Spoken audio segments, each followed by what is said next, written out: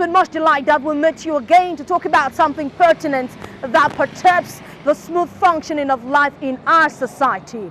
Every year on the 23rd of June, the International Day of the Widows is commemorated. And today, 9th of June 2016 in Douala, l'Association Veuves en Détresse, in partnership with the Douala City Council and the National Commission on Human Rights and the Freedoms, have decided to organize an educative talk on dowry and widowhood rights, as if in French, dot, hérite de veuvage. We want to find a correlation between the dowry and the widowhood rights, because it would seem that that famous list that is presented to the widows every time they lost their husband, every time they're separated from their husbands by the court hands of death, is in correlation with what the husband pays when he is going to take his wife.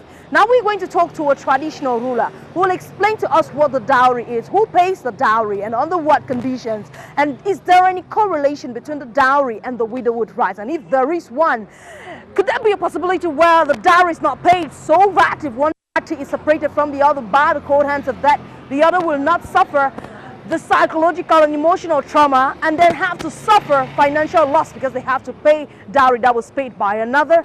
Yes, let's go inside and talk to the lady in charge right here, and then we talk to Mr. Kake, representing the National Commission of Human Rights and Freedoms, and then we talk to Chantal Ngwasa, who is the president of Veuves en Détresse, and then we talk to the traditional ruler to know the correlation between the dowry and widowhood rights. My name is Amy Banda, behind the camera is Richard Baker, and we're moving on.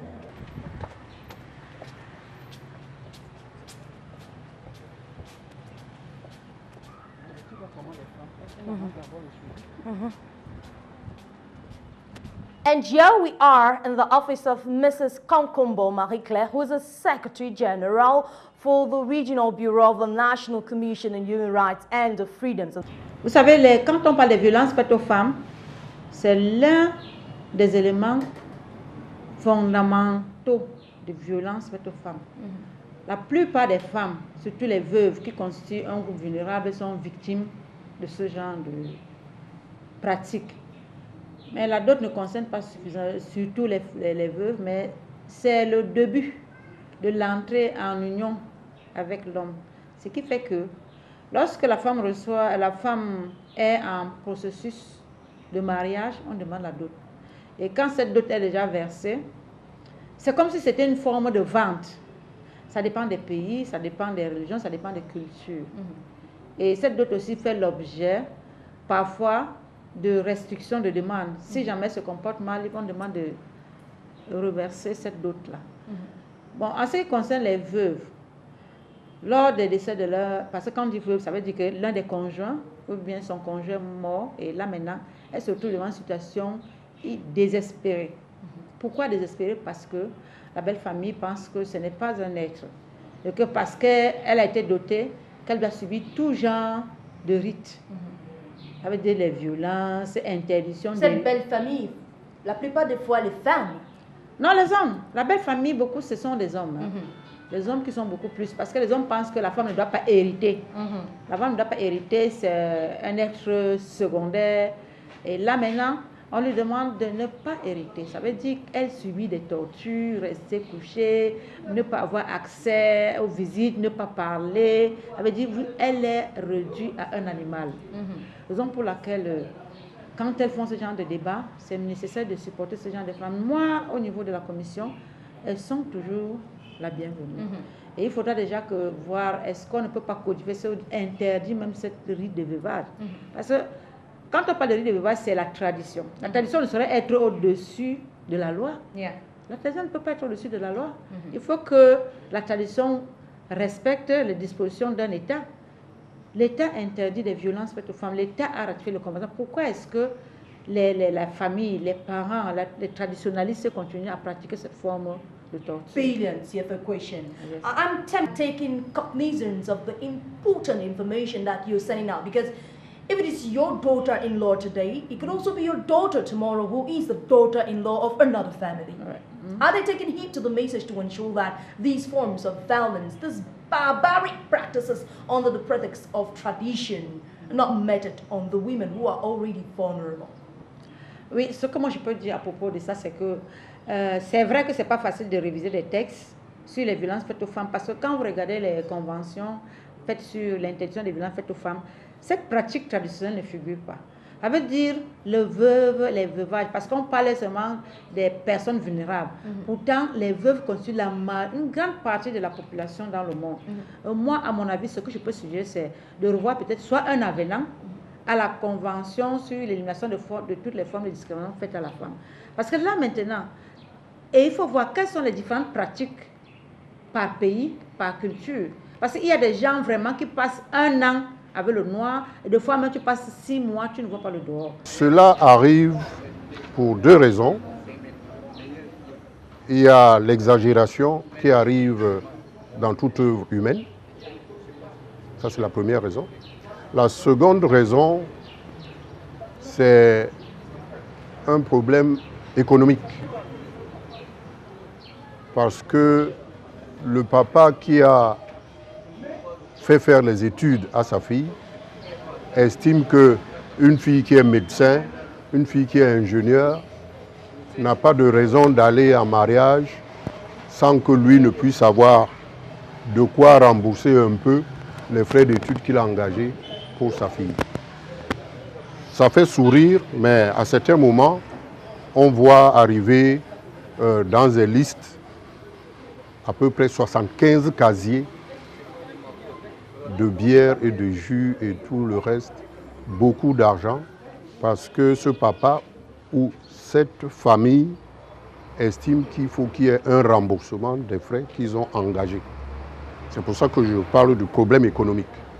Ça peut être aussi un problème économique vu sous un autre angle, quand la famille est nombreuse. Parce qu'une famille qui a en moyenne entre 30 et 45 hommes, on estime que chacun doit pouvoir rentrer à la maison à la fin de la dot avec peut-être une bouteille de whisky, peut-être un casier de bière, ainsi de suite. Donc ça, c'est un problème économique qu'on peut très rapidement, avec une sensibilisation auprès de tout le monde, qu'on peut résoudre. So much to know about what to do in terms of tradition to ensure that the rights of those women are protected. La dot est un lien qui existe entre deux familles. Ce lien est un lien tout à fait sympathique et symbolique, à savoir la famille du jeune homme qui va voir la famille de la jeune fille pour devenir une seule et même famille. C'est pour ça qu'il y a la dot. Et la dot, au départ, avait juste ce caractère symbolique, c'était des symboles. Dans le Sawa Douala profond, la dot était symbolisée par une chèvre. À l'époque, on ne s'intéressait pas à la grosseur de la chèvre, il y avait une chèvre. Il y avait une dame Jeanne de vin blanc et quelques présents qu'on faisait au beau-père. Généralement, on offrait une veste au beau-père et un pagne. Et à la belle-mère, on lui faisait un cabas. Voilà comment ça s'arrêtait. Il n'y avait pas plus. Et ça, c'était du côté dot pour les hommes. Et il y a une dot pour les femmes. C'était une dot et ça reste une dot qui n'intéresse pas les belles sœurs. C'est une dot qui intéresse les femmes, donc celles qui vont devenir demain veuves. C'est elles qui recevaient cette dot-là. Et cette dot était de façon symbolique. Il y avait quelques sacs de sel, parce que chez nous, le sel représente la richesse, la prospérité. Voilà ce que le sel représentait. C'est pour ça qu'il y avait le sel, un peu d'huile. Cette fois-là, ce n'est plus du vin de palme, mais c'était de l'huile qu'on donnait à la partie femme de la famille. Leaving the Secretary General's office, we are going to meet Mama Juan, who is a widow, and she is going to present herself briefly and tell us exactly why she is against the widowhood rights. Maman, bonsoir. Ça fait plaisir de vous revoir. Je crois l'année dernière, on était ensemble à la CPF à Aqua. Oui, oui. Qu'est-ce qui a changé entre l'année dernière et cette année? Merci de m'avoir passé la parole. Pratiquement rien ne change. Tout est vieux comme le monde. Ce n'est que les années qui changent. La date ne change pas. L'année dernière, on était en 2015. Cette année, nous sommes en 2016. Et on parle toujours des mêmes choses. La journée internationale des veuves. Et les veuves se plaignent toujours. Oui, et les veuves se plaignent. Il n'y a même pas d'évolution. Depuis l'instauration de la journée internationale des veuves, les veuves ont cru qu'ils devaient avoir une nette amélioration de leur situation. Après la perte du partenaire, le conjoint, quoi. Mais 5 ans plus tard, nous voici à la 6e édition. Elles se découragent. Vous n'avez qu'à voir le stand qui est vide là. Elles sont venues en furie. Mais à l'heure actuelle, elles sont découragées. Nous sommes à la veille de la 6e édition de la Journée internationale de la veuve qui aura lieu le 23 juin. Alors, la plateforme des veuves de Voury a pensé organiser cette causerie qui a pour thème dot et rites de veuvage. Pourquoi? Parce qu'on s'est posé la question de savoir pourquoi, quand une fille se marie, ce sont les parents, c'est-à-dire les oncles, les cousins, les oncles qui décident de la dot sans demander le consentement de la fille même qui se marie.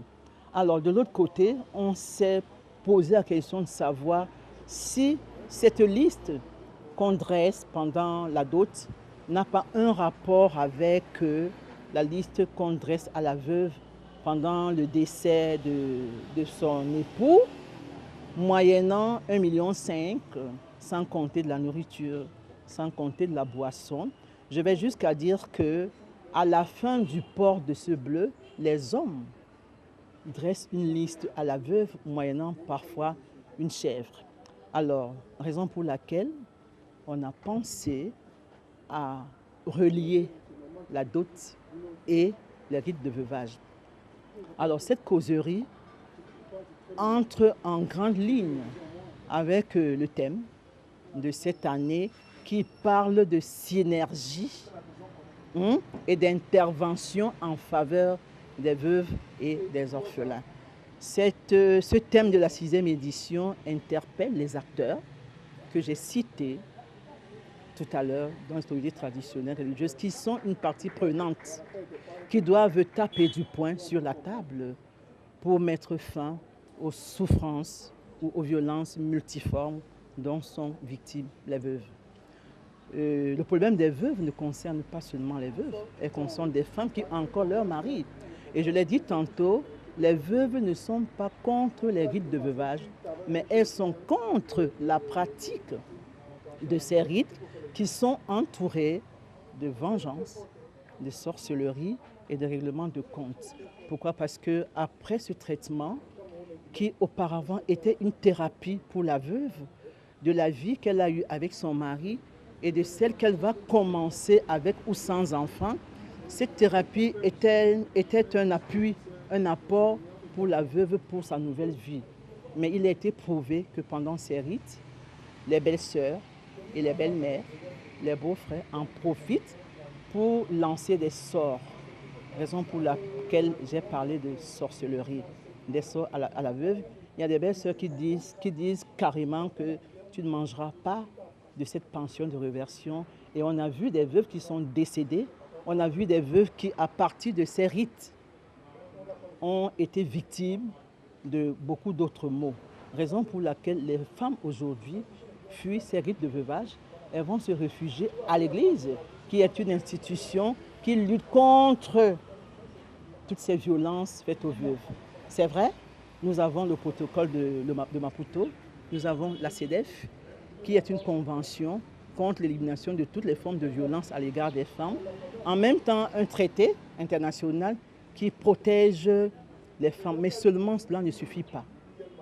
Nous trouvons que nous voulons une loi spécifique protégeant la veuve, surtout pendant et après le décès du mari. Au Tchad, il y a des jeunes lois. Au Gabon, il y en a une. Pourquoi pas au Cameroun? Et je pense qu'avec tous ces acteurs, les veuves un jour retrouveront le sourire.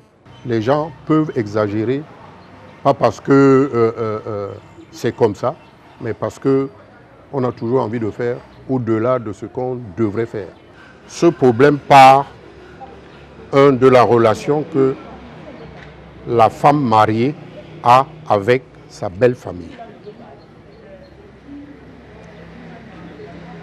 Quand on regarde bien, on verra que les belles sœurs qui assistent dans les rites de veuvage sont déjà veuves, elles aussi. 80% sont veuves. Et à partir de cet instant, on a plutôt l'impression qu'elles veulent se venger de ce qu'elles ont subi. C'est pour ça que moi, je mettrais plutôt l'accent beaucoup plus sur le fait de la relation qui doit exister entre la femme mariée et sa belle famille. Parce que quand il y a une relation saine, amicale, j'ai même envie de dire fraternelle, il est difficile d'arriver aux exagérations qu'on voit souvent. Bon, maintenant, qu'est-ce que la tradition a pu faire à la date d'aujourd'hui pour que tout cela change? C'est par des prises de conscience, parce que pendant longtemps, on a laissé les belles-sœurs s'occuper de leurs problèmes toutes seules, mais depuis un moment, on leur demande de demander à la dame qui devient veuve, est-ce qu'elle veut qu'on lui fasse des rites de veuvage? Si elle ne veut pas, qu'on la laisse tranquille. Si elle veut, qu'on s'organise à ne pas exagérer ce qui doit être fait. Moi particulièrement, je dirais qu'il faut une nette amélioration parce que dans les belles familles, on est en train d'exagérer. C'est comme si c'était une vengeance. Donc, la femme n'est plus rien quand le mari n'est pas là. Le traitement qu'on inflige aux veuves, je ne suis pas d'accord. Il faut que ce soit amélioré. Je peux même dire à la limite, ça doit être supprimé. Et je peux même dire qu'il y a déjà les tendances parce qu'il y a des veuves qui refusent ces rites-là et vont les faire chez les prêtres, par exemple celles qui sont d'obédience catholique. Donc, on se réfugie chez les prêtres dans les églises pour aller faire les rites de veuvage de ce côté-là. À cause de l'exagération dans les belles familles, je parle de la vengeance. On ne pense même pas que peut-être le frère a laissé une progéniture. On pense beaucoup plus à enfoncer la veuve dans une situation dramatique. À la limite, même on souhaiterait aussi sa mort. Voilà la raison pour laquelle je serai contre, ou même je peux l'affirmer que je suis contre.